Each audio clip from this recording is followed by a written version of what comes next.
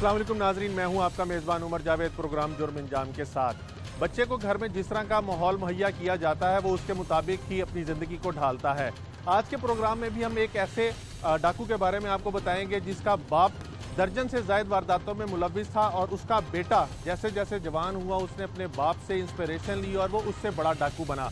बाप 2 दफ़ा जेल गया, बेटा अब तक कितनी दफ़ा जेल जा चुका है, कितने वारदातों में पुलिस को मतलूब था, लाहौर में उसकी कितनी वारदातें हैं, इन तमाम चीज़ों से पर्दा उठाएंगे आज के प्रोग्राम जुर्म अंजाम में।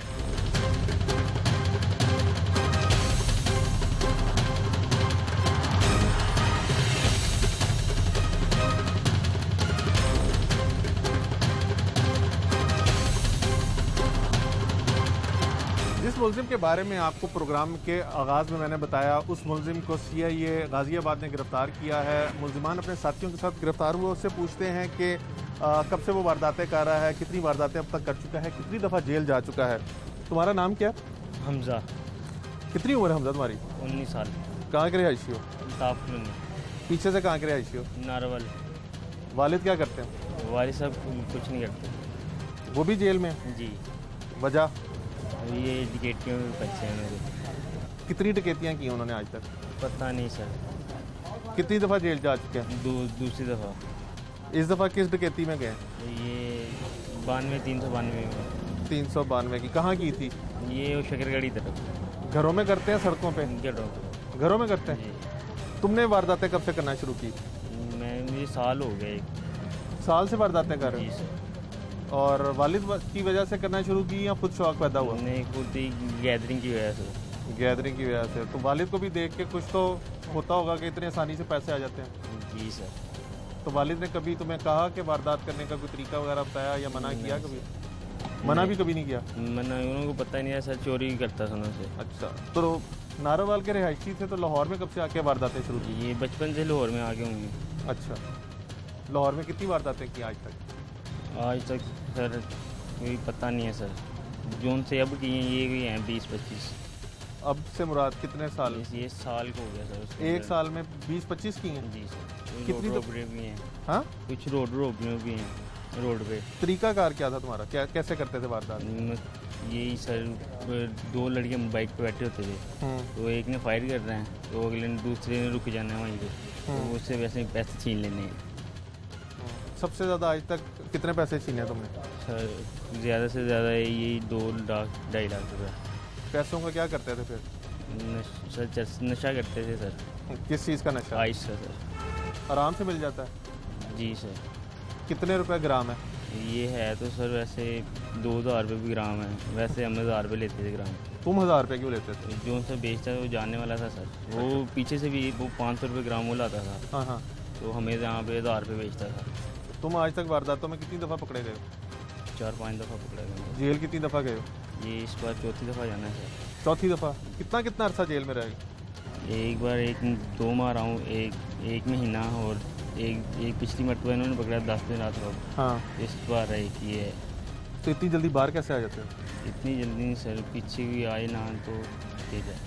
नहीं, अभी जैसे तुमने बताया कि 4 दफ़ा जेल गए, 1 दफ़ा तुम महीना रहे। एक पर्चे छोटे थे ना सर।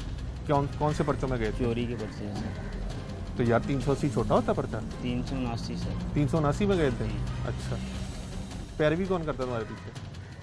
वालदा ही पीछे आने वाली और कोई नहीं है। क्योंकि बाप भी तुम्हारा जेल में है। तो वालदा क्या करती हैं? वालदा कुछ नहीं करते। बहन भाई कितने हैं? हम 4 बहन भाई, 5 हैं, एक सिस्टर है, 4 भाई हैं। सारे भाई यही करते हैं? नहीं, वो काम करते हैं अपना।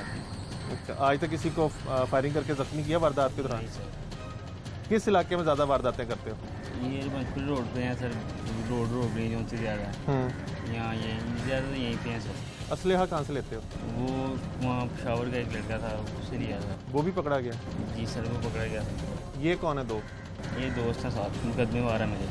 ये भी तुम्हारे साथ वारदातें करते हैं? जी सर। तो एक मोटरसाइकिल पे 3 वारदात कैसे करते हो? ये होंडे भी करते हैं सर, ये लड़के का होंडा होता था, हाँ। उस पर होंडे पे वारदातें करते थे। तुम्हारा नाम क्या है? मेरा अकील। अकील, कितने अरसे से वारदातें कर रहे हो? साल हो। कहाँ के रिहायशी हो? Pepsi road. पढ़े लिखे हो? कुछ भी नहीं पढ़े? तो मेहनत मजदूरी की बजाय ये चोरी डाके क्यों मारने शुरू कर दिए? बस आज ये याद दोस्त यहाँ से। तुम भी नशा करते हो? जी सर। कौन सा? ये फ़ान वगैरह तो ये आई कभी नशे वाले को भी लूटा? नहीं। क्यों? तुम लोगों से पैसे लूटते हो, वो तुमसे पैसे लूट रहा था, तो उसको क्यों नहीं लूटा आज तक? तुम्हारा नाम क्या? मुबशिर है। क्या? मुबशिर मुबशर। जी। कहाँ के रहिशी हो? ये अल्ताफ़ कॉलोनी में। कितने अरसे से वारदातें कर रहे ये तकरीबन साल हो गया। थे? उससे पहले क्या करते थे? स्टडी कर रहा था। क्या? बीकॉम किया। बीकॉम किया? जी। कहाँ से? वो इस्लामिया कॉलेज से। तो फिर इन वारदातों में कैसे पड़ गए? बस गलत गैदरिंग में बैठ गया था। इन लोगों के अलावा भी कोई और गैदरिंग थी? नहीं, सिर्फ यही है। बीकॉम पास कर लिया हुआ है या फेल हो? जी हो गया, क्लियर हो गया। क्लियर हो गए हुए? जी। तो उसके बावजूद भी तुमने वारदातें करने को प्रेफरेंस क्यों दी? सर बस जॉब नहीं थी मिल रही, पैसे नहीं थे पास। कितने अरसे से बेरोज़गार थे? तकरीबन साल 1.5 साल हो गया बेरोज़गार हैं। किस किस्म की जॉब करना चाहते थे? मैं जॉब करना चाह रहा, कोई भी अच्छी मिल जाती। मसलन? सैलरी पैकेज ठीक होता बैंड में। कितनी सैलरी तुम चाह रहे थे? कोई 30+ हो जाए। तो वारदातों से कितने पैसे कमा लेते हो? इससे आ जाते हैं, काफ़ी गुजारा हो जाता। कितने बहन भाई हैं? हम 6 बहन भाई हैं। तुम खर्चा उठाते हो, बाकी भी कुछ करते हैं? बाकी भाई सरकारी मुलाजिम हैं। वो सरकारी मुलाजिम हैं, तुम वारदातों में पड़ गए, कितनी दफ़ा पकड़े गए? एक मरतबा सर। तो लोग कहते हैं कि पढ़ाई जो है वो इंसान के जहन को बदल देती है और उसको अच्छाई की तरफ रागिब करती है। तुमने बीकॉम करके नशे और वारदातों को क्यों चूज़ किया? बस सर गलती हो गई। गलती तो एक दफ़ा होती है, तुम पहले भी जेल गए हो। जी। कितनी दफ़ा? एक ही मरतबा तो पहले तब गलती का एहसास नहीं हुआ? हुआ था सर। तो फिर बस तुम्हारी एक गलती की वजह से जो सरकारी तुम्हारे भाई हैं उनके भी करैक्टर ख़राब हो जाएंगे। जी। अंदाज़न तुमने एक साल में कितने पैसे कमाए हैं वारदातों से? तकरीबन 1.5 लाख के करीब कमाया होगा। तो पुलिस को कितनी रिकवरी दी है तुमने? पुलिस को भी भाइयों घर वालों ने देनी है अभी हमारी बात में। कितनी? तकरीबन होगा ये लाख देंगे जितने वारदात की आखिरी हमने- वारदात कहाँ की थी? आखिरी वारदात ये रेंजर हेडक्वार्टर में। कितने पैसे वहाँ से लूटे? वो 6,000 रुपया। बस 6,000? जी। मुकदमे कितने तुम पे? एक मुकदमा है पहले। सिर्फ एक मुकदमा? जी। तुम पे कितने मुकदमे हमजा? मेरे भी हैं सर, 10-15 हैं सर। जब जेल जाते हो तो वहाँ पे जो जेलर है और जो सुपरिटेंडेंट है उन्होंने कोई ऐसा इंतज़ाम किया जहाँ पे तुम लोगों की बेहतरी के लिए तुम लोगों को कोई लेक्चर वगैरह मिलते हो, कोई पढ़ाई कराई जी सर, जाती है? पढ़ाई की है वहाँ पे। कलमा की सुबह क्लासें भी लगती हैं वहाँ पे, कुरान वगैरह पढ़ाते हैं। उसके अलावा उसके अलावा सर छुट्टी ये है। गलत रास्ते हटाने के लिए, नेकी के रास्तों पे चलने के लिए? जी, सुपारा वगैरह सर वहाँ पे पढ़ते हैं कुरान बस? पर। जी, यहाँ स्टूडेंट क्लास बनी हुई है वहाँ पे, वहाँ पे है सर। बस कुरान पढ़ाते हैं और बुराई से बचाने के लिए यही दीनी सारे- तालीम कोई नहीं देते? जी, वही देते हैं। कारी और साहब आगे दुनियावी? बैठ से, कारी साहब आगे बैठ से देते और हैं। दुनियावी तालीम भी कोई देते हैं? जी सर। वहाँ पे तुम्हारी इन जो 3 दफ़ा तुम जेल गए हो, जी। किस किस्म के लोगों से मुलाकात होती रही है? मुख्तलिफ लोगों से सर। सारे कोई- जराइम पेशा थे, बड़े जी बड़े सर। या छोटे मोटे? सब सारे बड़े बड़े भी। उन्होंने क्या कोई गुर की बातें बताई? नहीं सर, गुर की कोई कौन कहाँ पे सर, जेल की यारी जो उनसे खराबी होती है आपको पता है। क्या खराब हुआ तुम जेल की यारी में? बस यही अंदर चले गई, इन्हों के साथ गैदरिंग होगी बस। जो जेल में तुम्हें लोग मिले थे उनसे बाहर आके भी मिलते हो? नहीं सर। कभी नहीं मिला किसी नहीं से? सर। तुमने कितनी रिकवरी दी है? मेरे सर घर वालों ने देनी है अभी सर।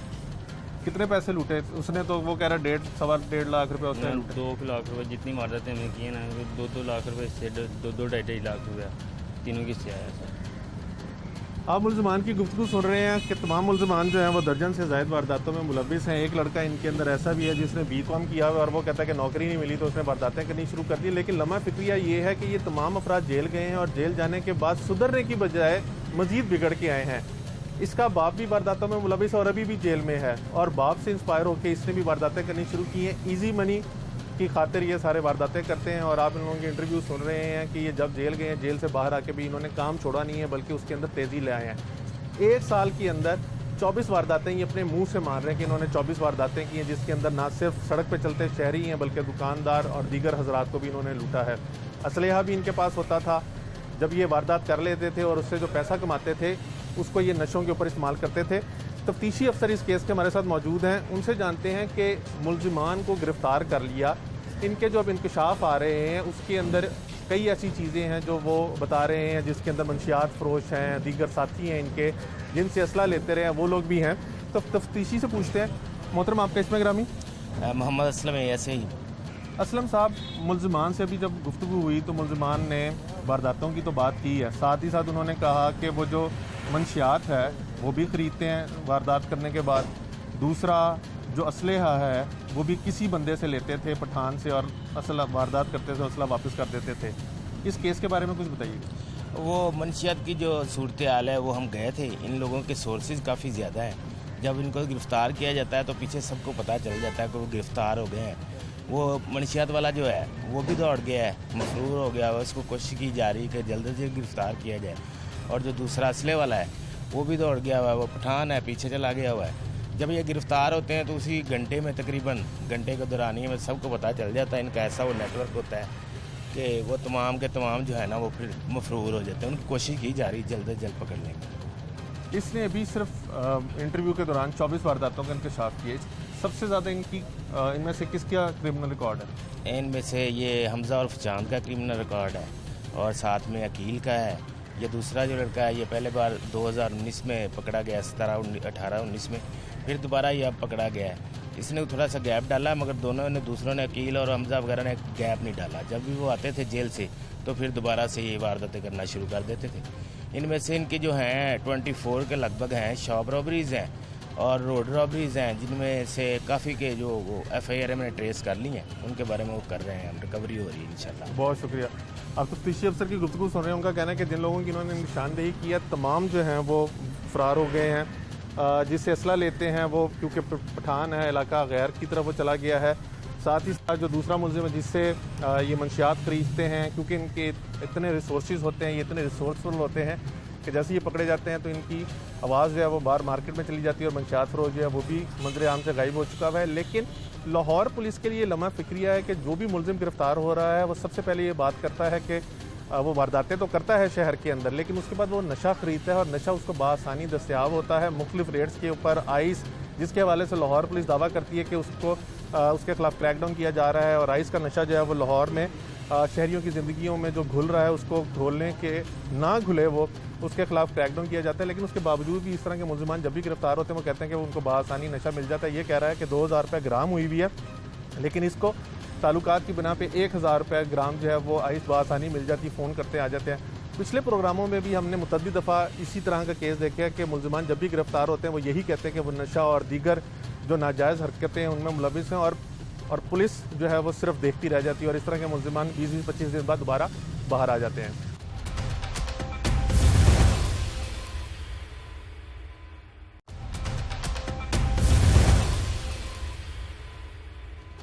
CIA लाहौर ने पहले भी इन मुलजिमान को गिरफ्तार किया, गिरफ्तार करने के बाद चलान किया, जिसके बाद मुलजिमान सिर्फ 1 माह जेल रहे और उसके बाद दोबारा बाहर आ गए।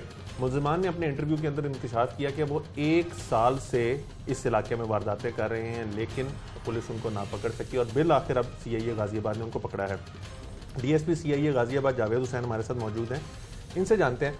जावेद साहब, मुलजिमान ने इतने बड़े बड़े इंकशाफ किए, मुलजिम का बाप भी डकैत जेल काट रहा है, वो पिछले 1 साल के अंदर 24 से ज़ायद वारदातें अपने मुंह से मानता है।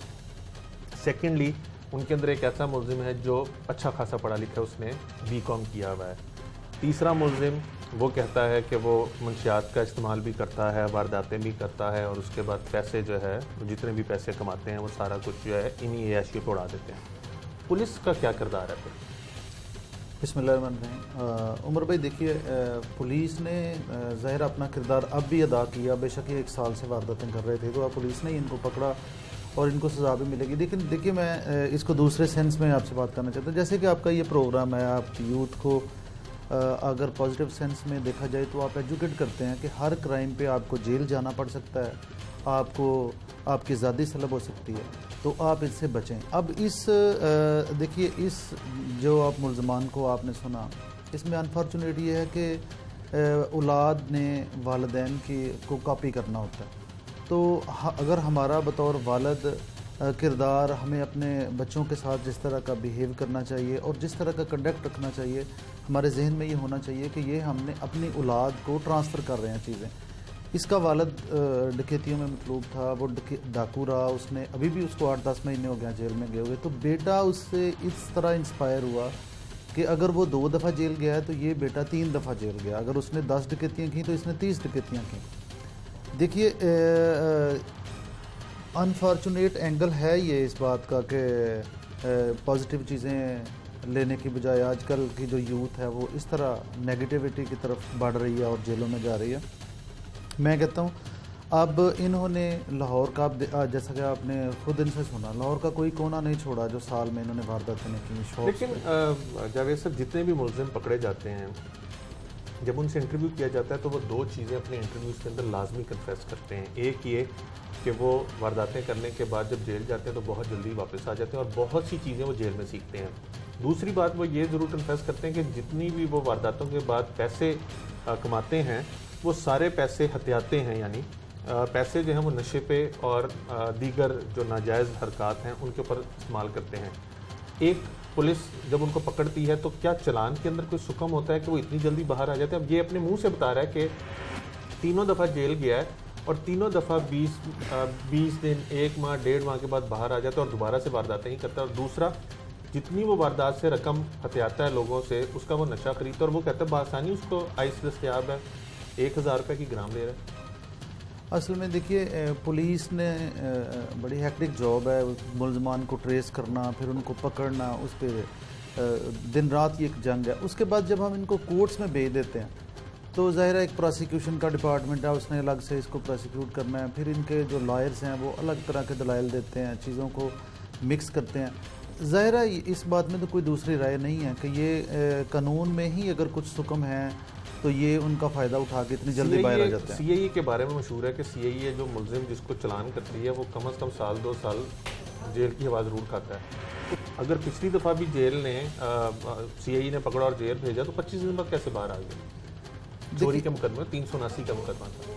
देखिए, ये इसने 392 के मुकदमात में ये तीनों ही जो मुलजमान हैं ये जेल गए हैं। पहले भी 2 दफ़ा गए, 3 दफ़ा गए और उन डकैती की ही वारदातों में इनकी बेल्स हो गई 20 दिन के बाद, 25 दिन के बाद। तो ज़ाहिर है इसको केस टू केस देखना पड़ेगा। नॉर्मली इतनी जल्दी इनकी बेल्स होनी नहीं चाहिए और ना ही होती हैं। अब आपकी डोमेन में है ये इस टाइम, मंशियात फरोश भी आपकी डोमेन में आ गया। पहले तो आप कह सकते हैं कि जी CIE का मंशियात फरोशों के खिलाफ क्रैकडाउन करना मुनासिब नहीं है, डोमेन नहीं है, आप लोगों का मैंडेट नहीं है। लेकिन जब आपने मुलजिम पकड़ लिया तो मुलजिम इंकशाफ कर रहा है कि जी मैं जितनी वारदात करता था उससे जो रकम आती थी वो मंशियात फरोश को देता था, उससे मंशियात खरीदता था। तो ये आपकी मैंडेट हो गया, मंशियात फरोश को नहीं पकड़े जाते। उमर भाई देखिए, आप भी ज़ाहिर है पॉजिटिव सेंस में ये क्राइम शो करके लोगों को एजुकेट करते हैं कि बच्चें इस काम से जेल में जाना पड़ सकता है। तो ये जो इनको आइस बेच रहे हैं, जो ये क्राइम कर रहे हैं, मैं कहता हूँ कि उस पर पूरी एफर्ट पुलिस करती है। CIE हम भी करेंगे और हम भी पकड़ेंगे इंशाल्लाह ताला के ज़िम्मेदार हैं। लेकिन जो बंदे इस धंधे में शामिल होते हैं वो लेयर्स की शक्ल में चीज़ों को वो पुलिस पकड़ती है, कार्रवाई करती है। लेकिन ये ज़ाहिर एक चेन है, उस चेन को तोड़ने के लिए जितनी एफ़र्ट करने की ज़रूरत होती है शायद वो चीज़ें मिक्स हो जाती हैं हमसे भी कि सम टाइम कि हम डाकू को पहले फोकस करें या पहले मंशियात फरोश को करें। और मीनवाइल जिस एंगल को हम पहले टच करते हैं दूसरा एंगल को तब तक खबर हो चुकी होती है और उसको पकड़ने में फिर हमें ज़ाहिर है थोड़ी सी देर लगती है। लेकिन इंशाल्लाह ताला ये चीज़ें डेफिनेटली बेहतर होंगी।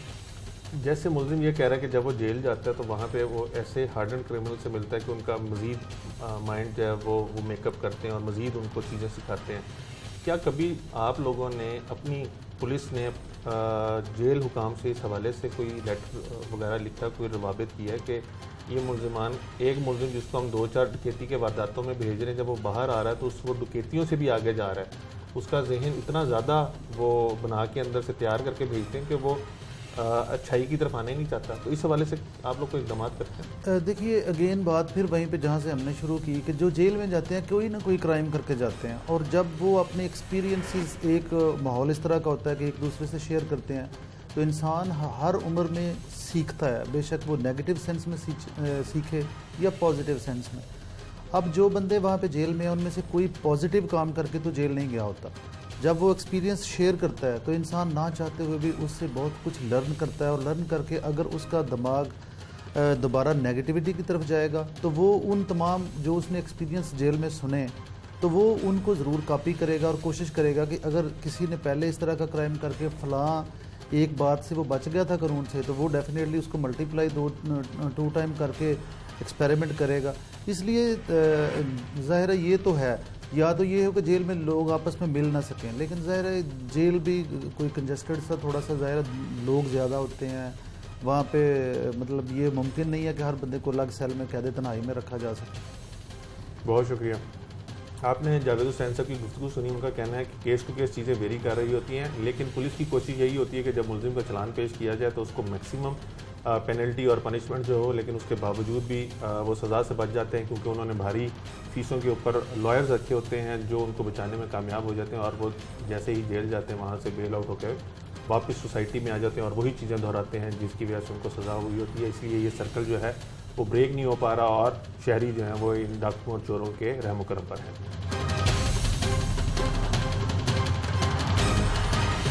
मुल्जिमान ने गुज़िश्ता एक साल के अंदर 24 से ज़ायद वारदातों का इंकशाफ किया, जिसके अंदर ना सिर्फ राजधानी की वारदातें हैं, मोटरसाइकिल चोरी की, बल्कि शॉप रॉबरी की भी वारदातें हैं।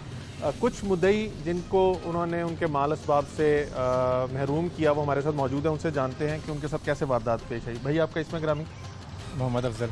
अफजल, आपके साथ क्या वारदात पेश आई? सर मैं पैरागॉन सिटी इलेक्ट्रिशियन का काम करता हूँ। बाइक खड़ी करके काम पे गया था, वापस आया तो बाइक नहीं थी। कौन सा मॉडल था? 2012-70।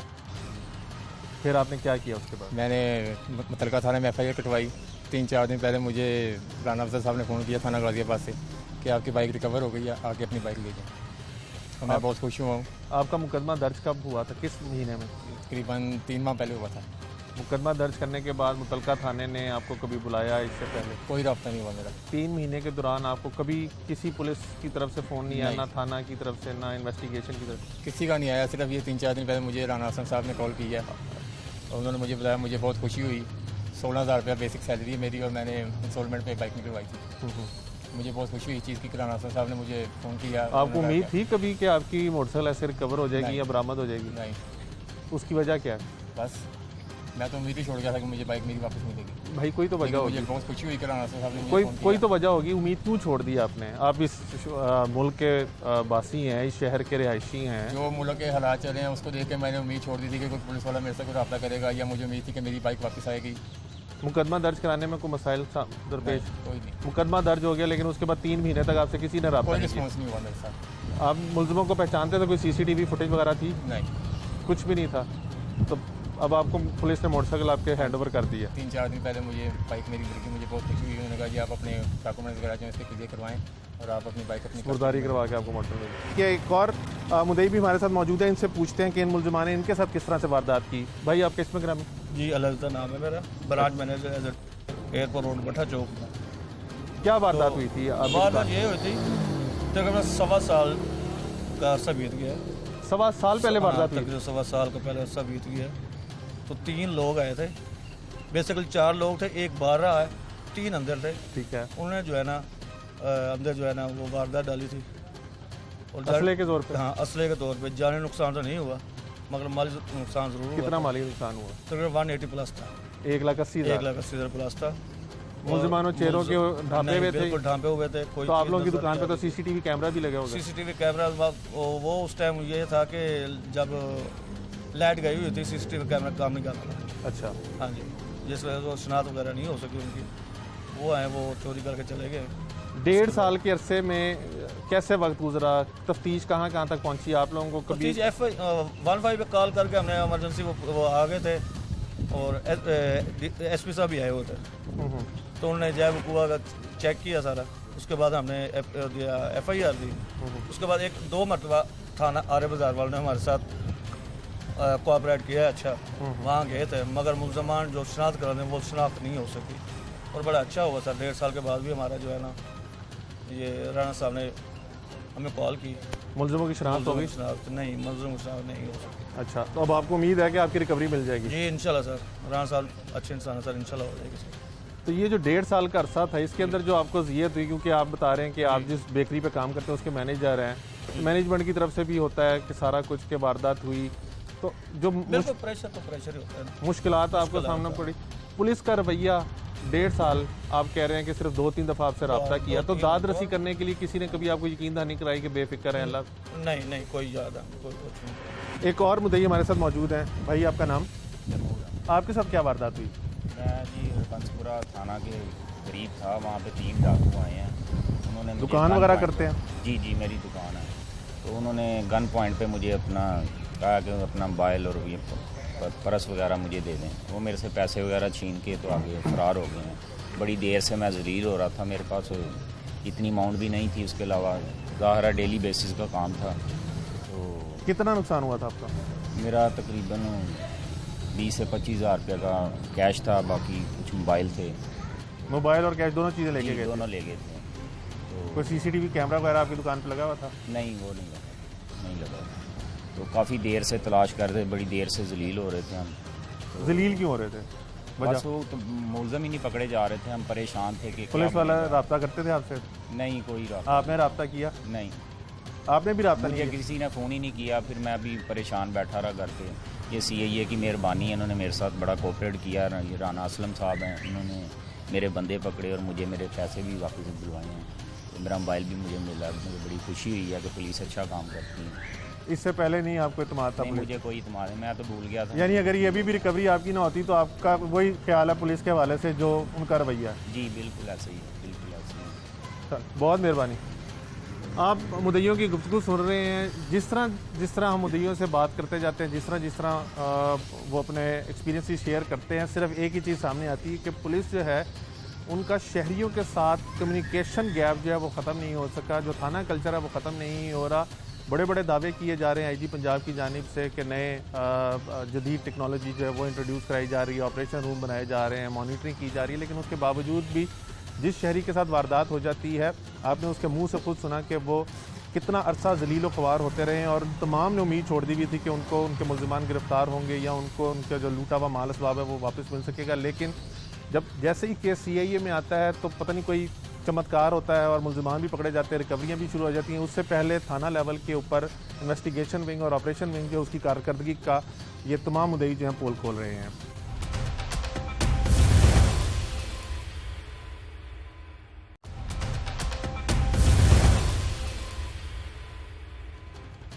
वालिदैन घर में जो इक़दाम करते हैं, जिस तरह का तौर तरीका रखते हैं, रवैया रखते हैं, बच्चे अमूमी तौर पे उसी तरह से परवरिश पाते हैं और उनके जहन जो है उसी तरह से नशोनुमा करते हैं। इस बात में किस हद तक हकीकत है, ये जानने के लिए आज हम क्लिनिकल साइकोलॉजिस्ट खौला ताहिर साहब के पास आए हैं।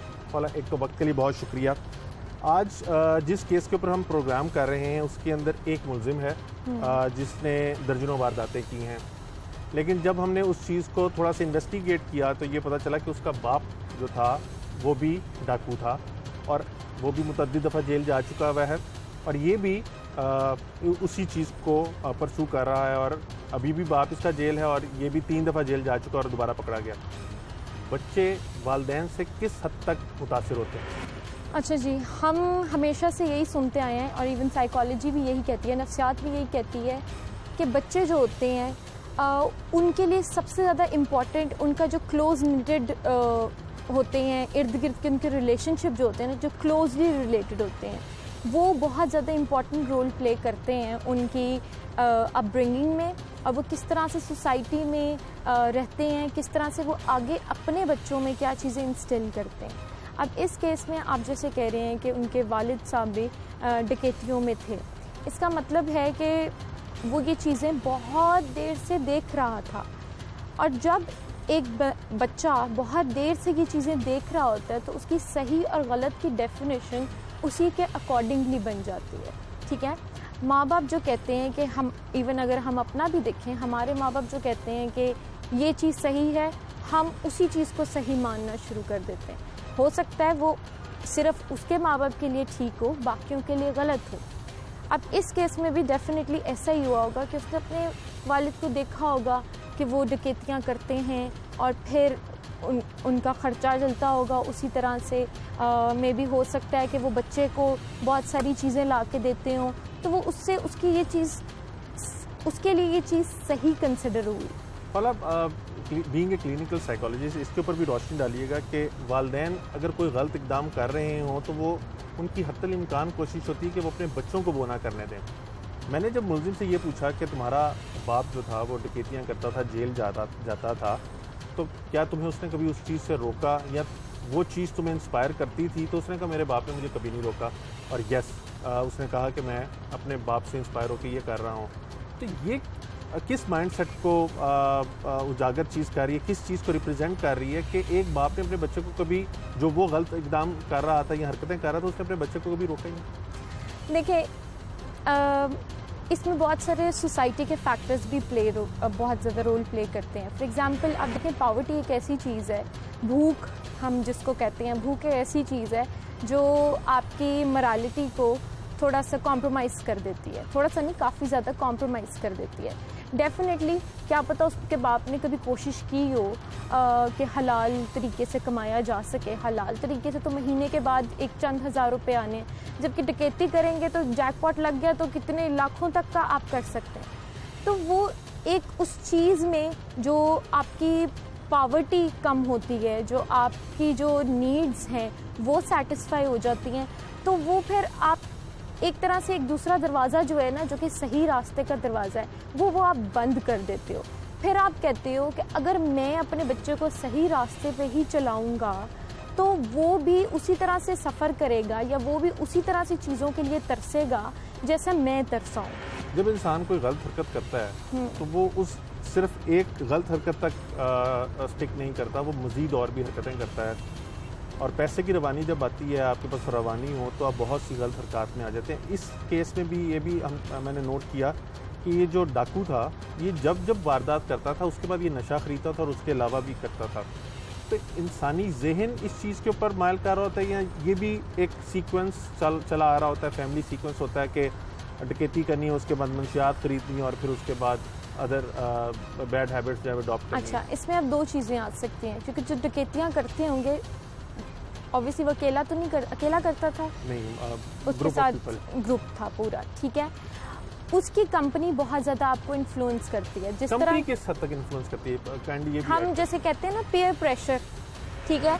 आप जैसे कंपनी में बैठते हो, आप उसी तरह से अडॉप्ट करने की कोशिश करते हो। कई लोग होते हैं जो उनसे लर्न करते हैं, जैसे उसने अपने बाप से लर्न किया, डकैतियाँ लर्न की, ठीक है, वो करना शुरू कर दी। अब उसी तरह के दोस्त बन गए, ग्रुप बन गया। ग्रुप में अगर उनमें से कोई एक भी लेता होगा, उन्होंने कहा चलो एक दफ़ा ट्राई करते हैं, तुम भी एक दफ़ा जो है ना ये ड्रग लेके देखो, ठीक है। उसको वो चीज़ अच्छी लगी होगी, थ्रिल सीकिंग जिसको हम कहते हैं ना। अब आपने बताया कि उसकी एज इज़ अराउंड 19, यानी कि वो 3-4 साल पहले कर रहा है, वो एडोलेसेंट की एज में था। और वो एज बहुत ज़्यादा क्रिटिकल होती है जब आपका जो है ना, आपको थ्रिल सीकर्स आप होते हैं, आपको इस तरह की चीज़ें जो कि बहुत ज़्यादा एग्रेसिव होती हैं या जो कि बहुत ज़्यादा सोसाइटी जिस चीज़ को देखती है ना गलत नज़र से, उस तरह की चीज़ें करने को बहुत ज़्यादा दिल करता है, ठीक है। तो अब उसकी पूरा सर्कल में, घर में वो गया तो बाप डकैतियाँ करता था, दोस्तों के पास गया तो वो अगर नशा करते थे, तो उसने वो चीज़ें देखी गलत है। प्लस फिर वो जब वो चीज़ें करता था, उसको एक एड्रेनलिन रश होता था, जिसकी वजह से उसको रीइंफोर्समेंट मिलती थी, वो फिर मज़ीद दोबारा करता था। वो जो एक फीलिंग अचीव करने की कोशिश करते हैं ना, ये चीज़ है जो आपको कंटिन्यू रखती है इस चीज़। लास्ट एंड वेरी प्रिसाइजली, जो लोग पहली दफ़ा कोई जुर्म करते हैं या पकड़े जाते हैं और जेल जाते हैं, उसके बाद जब वो वापस आते हैं तो बहुत हार्ड एंड क्रिमिनल हो जाते हैं। आप समझती हैं कि जो मुलजिम है किसी भी वारदात के अंदर मुलविस रहा हो, जेल चला जाए, वापस वो नॉर्मल ज़िंदगी में आ सकता है? कभी मैंने नहीं सुना, मेरे मुशाहिदे में नहीं आया कि कोई बहुत बड़ा मुजरिम हो और उसने हर चीज़ से तौबा कर ली हो, बुढ़ापे में जाके शायद होती हो। तो इसके अंदर रिहेबिलिटेशन कैसे मुमकिन है? देखें, अब इसमें अब मैं गवर्नमेंटल लेवल पे अगर हम बात करूँ या सोसाइटल लेवल पे बात करूँ, जब एक बंदा जेल से रिहा होके आता है तो सब लोग उसको उसी नज़र से देखते हैं, ठीक है। कोई उसको ये नहीं देखता कि चलो उसने गलती की है, गलती तो नहीं, बहुत बड़ी ऑब्वियसली मिस्टेक भी बहुत बड़ी होती है, तभी तो वो जेल गया होता है, लेकिन कोई इस तरह से नहीं देखता कि हम इसके लिए क्या कर सकते हैं इन ऑर्डर के ये आगे इस तरह के ना करें। जैसे बाहर उनके रिहेबिलिटेशन सेंटर हैं, वो स्किल्स सिखाते हैं, वो इवन जेल में होते हैं, अगर कोई इस तरह के जुवेनाइल्स हैं वो उनको एजुकेशन प्रोवाइड करते हैं ताकि जब वो बाहर निकले तो उनके पास कुछ ना कुछ हो in order to lead a life जो कि एक रिस्पेक्टेबल लाइफ होती है। लेकिन जब वो बाहर होते हैं सब उसको कहते हैं ये तो जेल गया, सब उसको एक लेबल जो आप कर देते हैं ना, अब लेबल जब आपने कर दिया तो उसके बाद एक चीज़ होती है जिसको हम कहते हैं सेल्फ फुलफिलिंग प्रोफेसी। तो कहते हैं ये तो मुझे कहते ही डकैत है, ये तो मुझे कहते ही चोर है, चाहे वो कितनी भी कोशिश कर रहा हो कि वो ना करे, लेकिन उसके माइंड में ये होता है मुझे क्या ही चोर रहे हैं, डकैत कह रहे हैं, तो मैं क्यों ना करूं। अभी तो मैं कर नहीं रहा निकल के, लेकिन फिर भी ये मुझे कहते हैं तो फिर तो मैं करूँगा। तो इसको कहते हैं self fulfilling prophecy. I think इसमें ज़्यादा ज़रूरी ये है कि आप एक तो गवर्नमेंटल लेवल पे बहुत ज़्यादा रिफॉर्म्स करने की ज़रूरत है, स्पेशली जुवेनाइल्स के लिए, क्योंकि उनके आगे बहुत बड़ी लाइफ पड़ी होती है, उनको एजुकेट करने की बहुत ज़्यादा ज़रूरत है। और जब वो वापस बाहर निकलें तो सोसाइटी में उनकी साइकोलॉजिकल जो है ना रिहेबिलिटेशन की ज़रूरत है, ताकि वो अपनी ज़िंदगी को रिफ्रेम कर सकें इन अ बेटर वे और वो एक अच्छी ज़िंदगी भी गुजार सकें। Exactly. Thank you very much. चोरी, डकैती, राहज़नी की वारदातों में मुलविस अगर एक मुलजिम पकड़ा जाता है और उसको सज़ा हो जाती है, जेल जाता है, तो वो किस तरह से 1 महीना या 1.5 महीने के अंदर बाहर आ जाता है, इस चीज़ को जानने के लिए कि लेकूनास कहाँ पे हैं, तफ्तीश में खामियां रह जाती हैं, जुडिशल सिस्टम हमारा ऐसा है जिसके अंदर मुलजिम की जो कसूर है वो साबित नहीं हो सकता, या पुलिस की जानिब से चालान ही इतना नाकस जमा कराया जाता है कि मुलजिम को उसका फ़ायदा होता है। इन तमाम नकात के ऊपर बात करने के लिए हम senior vice president supreme court bar Chaudhary Ghulam Murtaza साहब के पास आए हैं। चौधरी साहब, एक तो वक्त के लिए बहुत शुक्रिया। आज जिस केस के ऊपर हम बात कर रहे हैं उसके अंदर एक मुलजिम है जिसका बाप भी क्रिमिनल है, डकैती, चोरी की वारदातों, हाउस रॉबरीज के अंदर वो जेल काट रहा है। ये भी 3 दफ़ा जेल काट चुका है, 4थी दफ़ा पकड़ा गया है। 24 से ज़ायद इसके ऊपर मुकदमात हैं और उसने इंकशाफ ये किया है कि वो इससे पहले 3 दफ़ा जब जेल गया है तो मैक्सिमम सज़ा जो उसने जेल में काटी है वो 1.5 महीने का अर्सा काटा है। कहाँ पे कमियाँ हैं? एक इंडिविजुअल की बात आपने की है कि वो भी डकैत था, चोर था, और उसकी जो मैक्सिमम जेल में डिटेंशन थी इस बारे में वो सिर्फ 1.5 से 2 माह थी, 3 माह थी, या ऐसे सो एंड सो। देखें उमर साहब, लेकोनास तो है और डेफिनेटली है। हार्डन्ड एंड डेस्परेट क्रिमिनल्स के लिए जो है वो बेल की गुंजाइश कानून में नहीं है। हार्डन्ड एंड डेस्परेट क्रिमिनल्स कौन से होते हैं, या ऐसे मुलजमान जो कि संगीन वारदातों में मसलन कत्ल है, दहशतगर्दी है, ऐसे लोगों के लिए भी बेल की गुंजाइश कानून में मौजूद नहीं है। आपने जिस बंदे की बात की है कि उसके ऊपर 24 से ज़्यादा मुकदमा था, मेरी समझ से ये बालातर है कि मैं बिलीव करने के लिए तैयार नहीं हूँ कि कौन सी ऐसी वजूहात थी कि जिन वजूहात की बना के ऊपर उस बंदे को किसी भी मैजिस्ट्रेट साहब ने या एडिशनल सेशन जज साहब ने या इवन हाई कोर्ट ने बेल दे दी हो। इस बात को बिलीव करते हुए हम आगे चलते हैं तो आगे से ये बात अया होती है कि बात कानून की नहीं है, बात जो है वो लॉ इन्फोर्सिंग एजेंसीज़ जो हैं, हमारी पुलिस है और प्रोसिक्यूशन जो है जिसकी बारी उसके बाद आती है, यहाँ पर लेकोनाज वहाँ पर मौजूद है। देखें, जब FIR दर्ज होती है तो कानून अपनी हरकत में आ जाता है। सही। अब जब कानून हरकत में आता है तो उसने मुलज़म को पकड़ना होता है, ट्रेस करना होता है, ट्रेस करके पकड़ने के बाद उसने ड्यू इन्वेस्टिगेशन जो है करनी होती है, कलेक्शन ऑफ एविडेंस होती है, उस कलेक्शन ऑफ एविडेंस के ऊपर जो है वो फिर चालान प्रिपेयर होना होता है, वो चालान प्रिपेयर होकर फिर जाता है प्रोसिक्यूशन ब्रांच के पास। उस ब्रांच के पास जब चालान जाता है फिर वो उसको सिक्रूटनाइज करते हैं कि इसमें क्या क्या लेकोनाज हैं, कौन सी एविडेंस जो है वो उसमें कम है या इनसफिशेंट है या कोई मिसिंग है, तो वो उसको कहते हैं कि भाई ये मिसिंग एविडेंस जो है ये आपने कलेक्ट नहीं की, या ये इसको भी कलेक्ट करें, या जो इनएडिक्वेट है इसको एडिक्वेटली आप प्रिपेयर करके दोबारा करें, तो वो दोबारा करते हैं। जिस तरह चाहिए साहब जिस केस के ऊपर हम बात कर रहे हैं और आप अपनी राय दे रहे हैं, ऐसे मुलजिमान को मैक्सिमम पेनल्टी हो, इस चीज़ के लिए आप क्या समझते हैं कि क्या इकदाम उठाए जाने चाहिए कि इस तरह के मुलजिमान जो बार बार माशरे में आके नक्स अमन पैदा करते हैं, लोगों को उनके माल असबाब से महरूम करते हैं, ताकि जो उनके किए की सज़ा उनको मुकम्मल मिल सके, उसके लिए क्या इकदाम होने चाहिए? उमर साहब, कानून अपनी जगह के ऊपर मौजूद है, इसके दुरुस्त इस्तेमाल की ज़रूरत है, अच्छे दिमागों की ज़रूरत है। देखें, अदालत जो होती है ना, अगर वो अदालत ठीक हो, अदालत एक बड़ा नाम है, बहुत बड़ा नाम है जिसका नाम अदालत है। अदालत का काम है कि अदल करने वक्त जहाँ से ऐसी जगह, कोई ऐसी बिल्डिंग या ऐसी जगह जहाँ पर से अदल मिलता है, और अदल जो है वो ना तो मुद्दई की फेवर में होता है और ना वो मुल्ज़म की फेवर में होता है। जो सही एक अदल वाली जगह है, अदालत है, वहाँ पर उन्होंने देखना है, उस अदालत का काम है ये देखे कि जो मुरवजा कानून है, ये अदल की और डेफिनेशन फिर कभी करेंगे, लेकिन यहाँ पर तो फैसले होते हैं। फैसला करने के लिए भी जो एडमिनिस्ट्रेशन ऑफ जस्टिस है उसको मद्देनज़र रखा जाता है। उसको मद्देनज़र रखने के लिए क्या आता है कि जो मुरवजा कानून है, जो उस मुल्क का या इस मुल्क का कानून है, वो कानून क्या कहता है और उस कानून के मुताबिक उस जुर्म की सज़ा क्या है और उस जुर्म के साबित होने में कितनी एविडेंस चाहिए, और वो evidence up to the mark है, वो कोजेंट है, कंक्रीट है, कॉन्फिडेंस इंस्पायरिंग एविडेंस मौजूद है, तो फिर क्वांटम ऑफ सेंटेंस के ऊपर बात आ जाती है कि ये क्या ये मुल्ज़म जो था या मुजरम जो था उससे ये जुर्म किन हालात में सरजद हुआ, या उसने रिपीट किया ये जुर्म, उसके लिए सज़ा का क्वांटम जो है, सज़ा की मिकदार जो होती है वो डिफरेंट होती है, लेकिन सज़ा होती ज़रूर है अगर ये सारी बातें वहाँ पर मौजूद हैं। अच्छा चौधरी साहब, पुलिस अक्सर ये इल्ज़ाम आयद करती है कि मुल्ज़िमान इतने बड़े बड़े नामों को हायर कर लेते हैं बुकला में से कि वो अदालत में जाके अपनी बात मनवा लेते हैं और बेल आउट करवाने में मुल्ज़िम का किरदार अदा करते हैं। बीइंग ओहदेदार, आप क्या समझते हैं इसमें कितनी सदाकत है? देखें सर, मैंने लाहौर बार की भी अल्लाह ताला की करमनवाजी से नुमाइंदगी की है।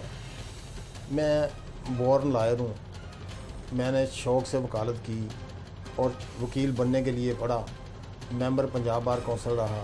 अब अल्लाह की मेहरबानी से दोस्तों भाइयों की मोहब्बत से मैं senior vice president supreme court bar हूँ। ये बात आपकी किसी हद तक जो है वो एक लिमिटेड, मोस्ट लिमिटेड हद तक मैं बात मानता हूँ, लेकिन देखें बात यह है कि जब भी जज साहब जो होते हैं उन्होंने मेरा ही काम तो नहीं कर जाना, या किसी ऐसे बड़े नाम का, मैं तो बड़ा नाम नहीं हूँ, जो बड़े नाम का आपने कहा है वो उन्हीं का एक केस करके तो घर नहीं चले जाना ना, उन्होंने उधर अदालत लगा कर बैठना है।